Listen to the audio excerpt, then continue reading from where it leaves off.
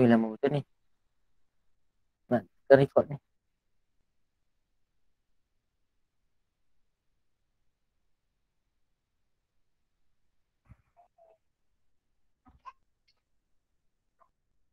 Okey, so hari ni bab 9. Bab 9. Sebenarnya kalau poligon sebenarnya awak dah belajar rasanya di sekolah rendah. Tasha. Tasha. Tasha ni nama baru ni Tasha ni. Senama senama. Yang baru masuk tu senama. Senama dulu supaya nanti saya ambil kehadiran. Nanti saya akan tengok balik awak punya chat, komen. Sebab saya kena teruskan. Yang baru masuk teruskan nama untuk kehadiran. Okey, untuk poligon asas sebenarnya awak dah belajar di sekolah rendah. Cuma untuk tingkatan 1 cuma ulangan, mungkin ulangan ataupun tambahan, sedikit tambahan lah untuk bab 9. So, bab 9 ni sebenarnya dia tak melibatkan pengiraan yang banyak, tapi kena faham konsep dia dulu. Saya suka bab 9 sebab apa? Sebab dia mudah lah. Tapi kena faham konsep. So, yang pertama tengok apakah standard pembelajaran, sebenarnya ada banyak lagi. Cuma tak sempat nak update dia punya standard pembelajaran. So hari ni kita ambil sebagai pengenalan, iaitu apakah pembelajaran yang kita nak belajar hari ni. Yang pertama, menyatakan hubung kait antara bilangan sisi, bucu dan penjuru poligon. Yang pertama. Yang kedua, melukis poligon, melabel bucu poligon dan menamakan poligon tersebut berdasarkan bucu yang telah dilabel. Okay, kalau tengok muka surat ni, muka surat berapa Bab 9.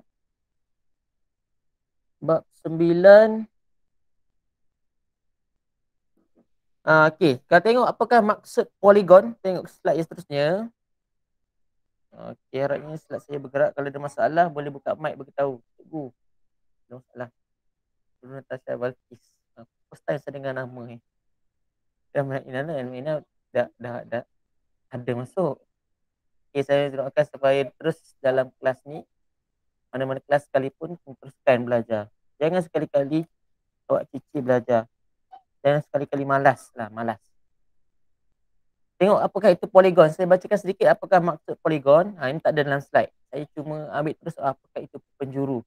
Poligon adalah suatu bentuk tertutup pada suatu sata dengan sisinya terdiri daripada 3 atau lebih garis lurus.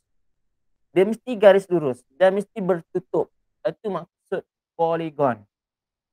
Kalau dia bulat, bulat bukan poligon. Saya kena ingat. Kalau nak bercantum, cikgu, ada tak poligon dua sisi? Dia garis lurus tapi dia tak poligon dua sisi. Ada ke tak ada? Berdasarkan saya punya penerangan tadi, poligon ialah suatu bentuk yang bergaris lurus, mesti garis lurus dan mesti tertutup. Awak faham tak maksud sisi? Sisi ialah bilangan garisan garis lurus. Saya tanya tadi, ada tak poligon? Poligon maksud dia apa? Ni poligon maksud dia tengok dalam buku teks 201.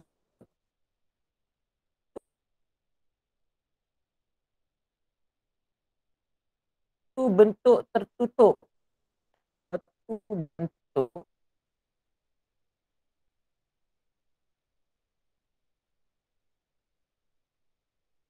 tertutup.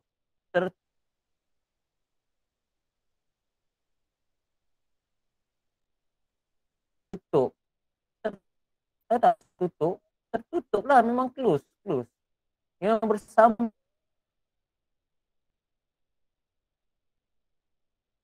ni garisan. Itu syarat yang pertama. Syarat yang kedua, dia mesti garis lurus. Garis lurus.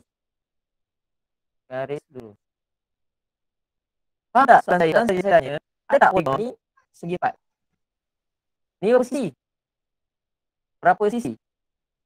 Segi 4 berapa sisi? Segi 4 ada berapa sisi? Segi 4 ada berapa sisi? Komen. Saya bagi masa. Aduh, takkan nak bagi masa juga segi 4. Kerja ni aja respon ni. Ada respon tau. Ni PPD awak ni. Tak rekod. PPD. Kalau tak jawab tu PPD rendah walaupun kelas sekalipun. Saya bagi 3. 2 ke? 2. Yang tak buat sepatutnya dapat 2 je PPD. Awak sama dengan yang tak masuk kelas. Macam tu. Faham? segi empat dah ada 4 sisi. Awak kena faham yang ni, konsep dia Polygon dia mesti sekurang-kurangnya 3 sisi nak bagi tertutup. Sebab tu saya tanya awal-awal tadi, ada tak polygon yang 2 sisi? Afiq Irfan kata ada. Oh, ada. Okay, sebab tu saya tanya dia, macam mana lukis polygon yang 2 sisi? Afiq, macam ni. Ingat dia mesti garis lurus. So anda kata Afiq kata ada, so saya tanya dia macam mana nak lukis 2 sisi. Cikgu, saya lukis macam cikgu. Dia bukan 2 sisi cikgu. Mana tertutup ni terbuka ni. Ni apa benda? Ni ruang. Okay. Cikgu, saya 2 sisi je ni cikgu. 2 sisi. Ingat, ni garis lurus, ni lengkung. Dia tak boleh, ni mesti garis lurus. Polygon mesti garis lurus. Okay, boleh faham tak konsep definisi polygon? Boleh faham? Boleh faham? Boleh tak? Yang pertama konsep polygon tu dulu.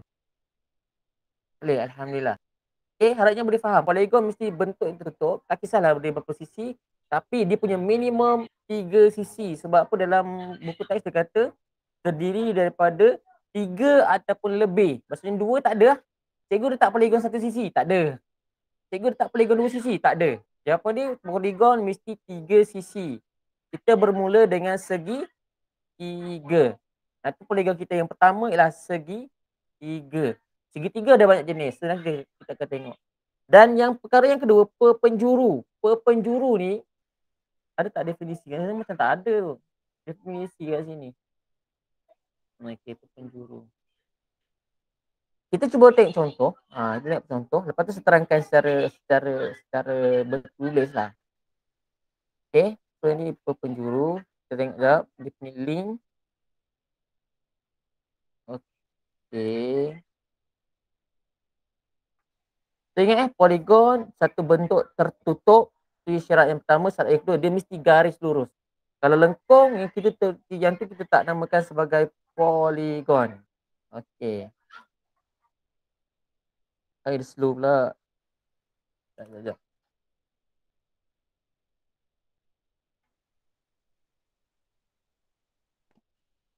Tengok apakah itu perpenjuru. Perpenjuru.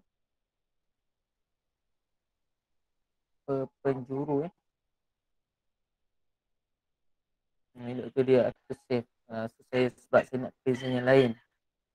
So ni ada di muka surat 202, 203. Cuma kita tak buatlah aktiviti 203 tu. Cuma saya nak terangkan ke awak apakah itu perpenjuru, apakah itu yang dinamakan perpenjuru dalam satu polygon. Saya ingat polygon ada banyak sisi. Minimum berapa? Minimum 3 sisi polygon. Betul tak? Okey, dah. Okay, tengok aktiviti perokaan 202 sehingga 203. Okey, yang pertama, bilangan sisi. Bilangan sisi yang paling, ingat balik polygon. Bilangan sisi paling ni lah 3. So, kenapa 3 ni tak ada perpenjuru? Kalau polygon dia 3 sisi ataupun segitiga, dia tak ada perpenjuru. Perpenjuru ni apa? Tengok ni contoh. Ni ialah segi 4. Okay, bilangan dia sisi dia 4. Tengok perpenjuru yang menyambungkan A. Mana ni A ni kat atas ni. Tengok perpenjuru A. Itu yang pertama. Yang kedua, perpenjuru menyambungkan B. Okey, B. Ini warna biru So yang warna merah untuk A, warna biru untuk B. Kalau saya tambah bilangan sisi. Kalau saya tambah bilangan sisi menjadi 5. Contoh. Boleh tak gerakkan 5? 5 sisi. Tengok bilangan penjuru yang menyambungkan titik A. Tengok A mesti ada 2. A ke D dan A ke C. Penjuru ni kita tengok dia mesti berselang satu. Contoh A ke E. Dia kita buat satu garisan lain yang menyambungkan A ke D. Itu satu. Dia mesti berselang. Ni satu kan berselang. So lagi satu apa? Lagi satu boleh daripada A ke C. Okay. Boleh tak A ke B? Tak boleh sebab penjuru. Ingat, penjuru ni dia macam bucu ke bucu. Bucu ke bucu. Bucu ke bucu dah mesti ada selang. Ataupun ada skip. Satu ataupun dua. Satu ataupun dua bucu. Kalau ni contoh skip satu, A ke D. Tak boleh ke A ke E, tu garis lurus. Ni mesti A ke D. Tengok yang kedua, penjuru B. B. Daripada B, yang selang satu C, dia pergi ke D dan dia terus pergi yang lagi satu ialah E. Kalau tengok penjuru tadi, kalau empat sisi, penjuru dia adalah satu sahaja. Dua. Penjuru dia apa? Satu, dua. Okay, penjuru dia ada dua. Okay, nanti kita akan tengok apakah dia punya formula untuk penjuru. Ada formula.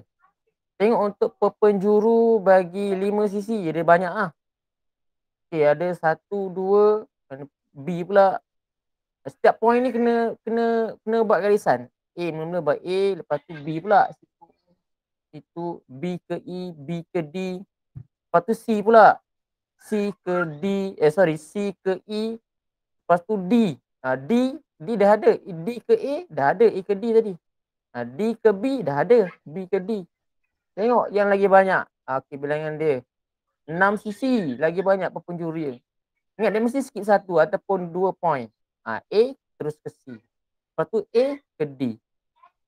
A ke E. A ke F. A ke F tak kira penjuru A ke F tu kira garis lurus. Penjuru A ke C, A ke D dan A ke E. So B, tengok B pula. B boleh pergi ke D, B boleh pergi ke E, B boleh pergi ke F. Okay, terusnya dah banyak lagi lah ni.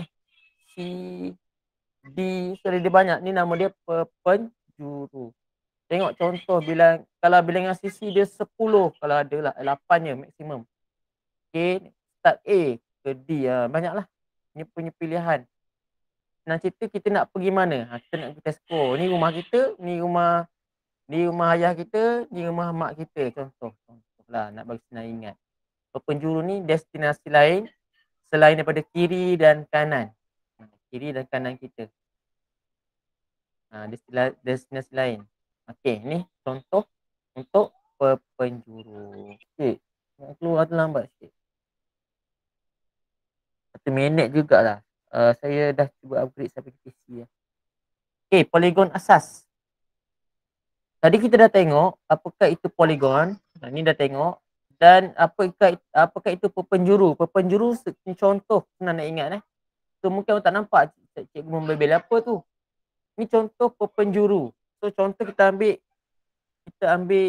saya lukis poligon segitiga. Segitiga ada tak penjuru? Jawapan dia tak ada penjuru. Kosong. Segi empat ada berapa penjuru? Segi empat. Tengok kita bagi contoh. Point A, point B, point C, point D. Okay, penjuru ni apa? Dia mesti selang skip satu point. So, daripada A terus ke C. Mesti kita buat garis lurus. A ke C. Ni garis lurus. Kenapa kita tak buat A ke B? A ke B memang dah garis lurus lah. Garis lurus di dalam. Nak cerita garis lurus di dalam. Lepas tu nak buat apa? Kenapa dia hilang? A ke C. Okay, lepas tu kita pun ambil point seterusnya. Walahai. Mana? Kenapa dia hilang? A ke C. Tarik point seterusnya. Ni A dah settle. B pula. B ke D. C ke C. Lepas tu C ke A. C ke D tak boleh sebab dia sebelah-sebelah tak boleh. Dia kena selang satu. So dia ada penjuru untuk empat sisi. Dia ada 2 penjuru. Okey. Ni contoh. Contoh kalau 5, cikgu kalau 5 macam mana cikgu? Ni kalau 5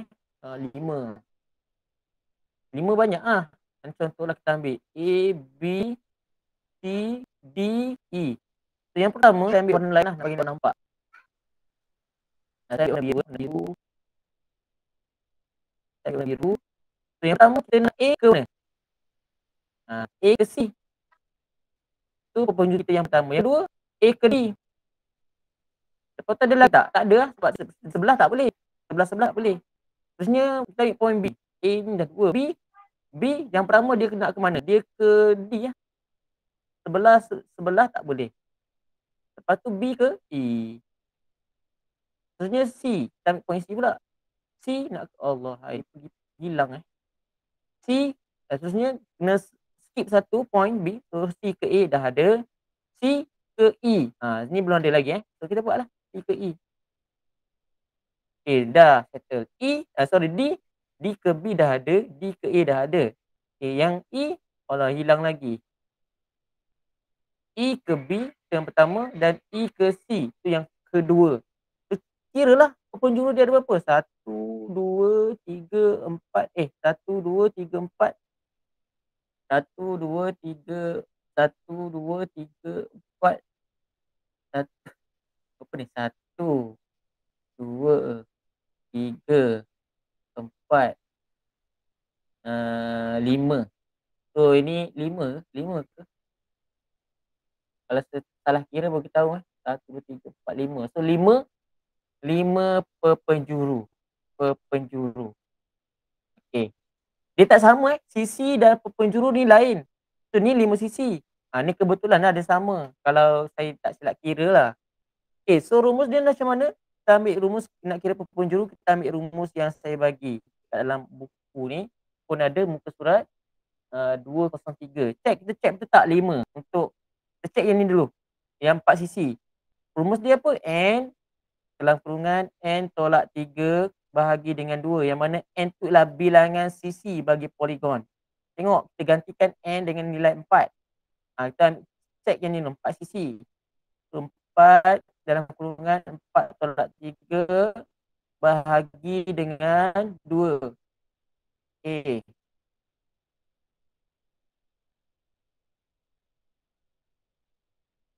So 4 tolak 3 buat dalam kurungan dulu 4 bahagi dengan 2, 2. So jawapan penjuru bagi 4 sisi ialah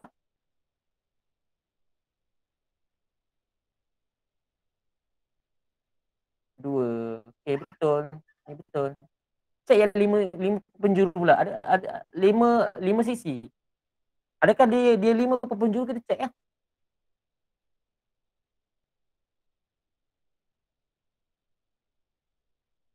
Guna formula. So 5 tolak 3. Kalau saya salah kira, saya salah kira lah. Saya pun tak pasti ni sebab saya tak hafal. Ada dia dalam buku. Okay, so 5 tolak 3 sama dengan 2. So 5 tolak 3 selalu bahagi dengan 2, 5. So jawapan dia betul. 5 penjuru. Dia penjuru dengan sisi 2 tapi dia 2 penjuru. Dan yang seterusnya tu lagi banyak dia punya lagi banyak sisi dia secara ni semakin meningkat dia punya penjuru. Ni ada dalam surat apa ni? 203. Okay, setakat tu boleh faham tak? Boleh faham? Faham ke tak faham?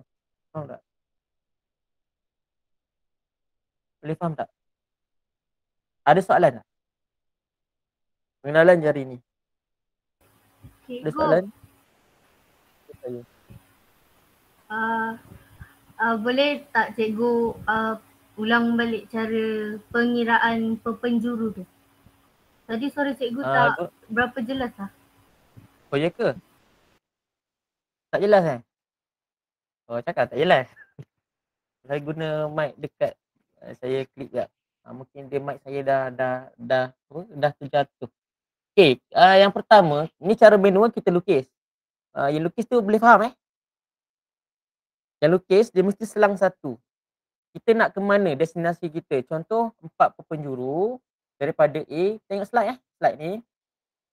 Ni slide yang 4 penjuru A, B, C, D ni. Saya ambil warna purple. Awak tengok tulisan saya warna purple ni. Ni warna purple ni. So A, B, C, D. Harapnya yang lain boleh faham sekali. So dia ada 4 sisi. So cara manual kita buat satu-satu. Kita lukislah garisan daripada A ke C yang pertama. Dia mesti selang satu. Lepas tu A nak ke mana lagi? A tak nak ke mana-mana dah. Lepas tu dia satu je ni. So A ke C. Kita ambil bucu yang lain. So B ke D. Okay, dah settle. Lepas tu kita ambil bucu lain. Yang ke semua bucu tu mesti ada garisan. C ke A. Dah ada. Lepas tu bucu D ke B. Sebab tu dia ada 2 penjuru saja, 2 garisan saja yang di dalam. Okey, settle yang ni. Yang ni boleh faham cara lukis? Boleh? Boleh tak cara lukis? Boleh? Boleh tak? Diam tanda setuju. Sebab saya tak boleh tengok slide. Kalau saya tengok slide, dia tak, saya tak nampak. Tengok. Kalau tak tengok Google Meet, itu saya tak nampak. Sebab dia macam ni kan. Okay, untuk kira gunakan formula. Formula ni awak kena ingat. N dalam kurungan N tolak 3 bahagi dengan 2. Kenapa formula tu diwujudkan? Supaya untuk memudahkan kita untuk kira untuk bilangan sisi yang banyak. Ni 2 tak apa, boleh lukis. Kalau dia banyak sisi macam mana kan? Contoh. Kalau ada ni 5 sisi, kalau ada 6 sisi, ni 1, 2, 3, 4, 5, 6. Matilah nak lukis satu. 1, 2, lepas ni pula. 1, 2, 3 ni pula. 1, 2, 3 ni pula. Jadi banyak nak lukis. So kita gunakan formula sahaja. Formula dia apa? N. Dengar yang lain-lain. Dalam kurungan N tolak 3 bahagi dengan 2. Inilah formula untuk cari bilangan penjuru. Kena ingat dan faham dan hafal. Kalau tak boleh ingat, hafal. Okey, yang seterusnya N ni ialah bilangan sisi. Bilangan sisi bagi poligon. So kalau yang ni 6. Okey. So N ialah 6. So tolak dengan 3. Kenapa N sama dengan 6? 6 tu ialah bilangan sisi dia. Kita just masukkan saja dalam formula. Okey. Terusnya apa nak buat? Kita dalam kurungan dulu selesaikan dalam kurungan dulu. Sebab board mass rule tu ataupun kuda batatu awak tu. Okey, so selesaikan dalam kurungan. So 6 tolak dengan 3 sama dengan dia pergi save pula. Okey, kejap. 6 tolak 3 sama dengan 3, 3 darab dengan 6 sama dengan 18, 18 bahagi dengan 2 sama dengan 9. Okey, kejap. Okey dah. So 6 tolak 3 sama dengan 3. So kita akan dapat macam ni. So kita bahagi dengan 2. So 6 darab 3 sama dengan 18. 18 bahagi 2 sama dengan 9. So penjuru dia berapa? Penjuru dia ialah 9. Dia lain dengan sisi. Okay, boleh faham kot? Boleh? Boleh. Boleh faham kan? InsyaAllah. Okay, itu basic je hari ni. Apa penjuru, apa itu poligon dan apa penjuru. Okay, saya sedikit nasihat saya lah untuk yang masuk hari ni. InsyaAllah dah ada peningkatan. Sebenarnya kenapa cikgu, sebab saya secara personal, cikgu lain saya tak pasti. Sebab secara personal bila awak tak masuk kelas, matematik tu utamanya, ataupun subjek-subjek yang memerlukan konsep, perlukan pemahaman konsep, awak kena masuk kelas. Selagi awak tak masuk kelas, walau bijak macam mana pun awak kata, cikgu saya belajar sendiri, awak takkan faham. So mungkin percentage awak, cikgu saya boleh faham, itu percentage sikit je. Terutamanya bab-bab yang awak tak pernah belajar lagi di sekolah rendah. Itu bahaya. Macam bab terbelakang ni, dia banyak bab yang baru. Dia tak ada dalam di sekolah rendah pun. Yang tu bahaya kalau tak masuk kelas. Sebab tu cikgu call awak. Dan jangan anggap bila awak masuk kelas, dalam keadaan terpaksa. Yes, mula-mula memang kena paksa lah, kena paksa dengan cikgu lah, cikgu call lah, apalah, awak serabut kan. Tapi percaya cakap saya, awak belajar takkan rugi. So saya dah beritahu banyak kali, awak belajar yang pertama, awak didoakan oleh cikgu tu sendiri. Saya doakan yang masuk dalam kelas ni, supaya awak diberikan kefahaman. Yang kedua, awak dapat pahala. Dapat menuntut ilmu pun dapat pahala. Bukan sekadar masuk kelas saja, tak. So awak kena betulkan mindset, masuk kelas, dapatkan ilmu, belajar dan benda yang susah nak faham, insya-Allah awak akan boleh faham, tapi dengan syarat awak berkomunikasi dengan cikgu lah. Okey. So itu saja, nanti kita sambung lagi minggu hadapan hari Isnin. Jangan lupa test nama yang baru masuk. Kita ada berapa orang hari ni? 2, 4, 6, 8, 10, 11. 11, 12, 12, 12. Betul tak? Okey, so itu saja kot daripada saya. Saya minta maaf dia kata terkasar bahasa. Yang baru masuk, teruskan awak punya konsisten, teruskan awak punya semangat. Teruskan masuk kelas supaya awak tak tercicir. Cikgu tak kisah aku sebenarnya. Kalau tak ada orang pun tak ada masalah. Tapi awak lah yang merugi, bukan cikgu. Itu saja kita tangguhkan kita punya kelas dengan tasbih kafarah dan surah An-Nas.